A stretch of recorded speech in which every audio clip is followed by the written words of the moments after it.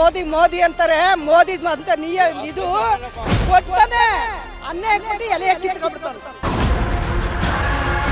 ಬಿಜೆಪಿಗೆ ಓಟ್ ಹಾಕ್ಬೇಕು. ಮೋದಿ 3ನೇ ಸ್ಥಾನಕ್ಕೆ ತಂದವನೆ, ಇನ್ನು 1ನೇ ಸ್ಥಾನಕ್ಕೆ ಬರುತ್ತೆ. ಇವೆಲ್ಲ ಕಾಲ್ಪೋದೆ ಮಾತುಗಳ ಬೆಲೆ ಇಲ್ಲ, ಮೋದಿಗೆ ಬೆಲೆ.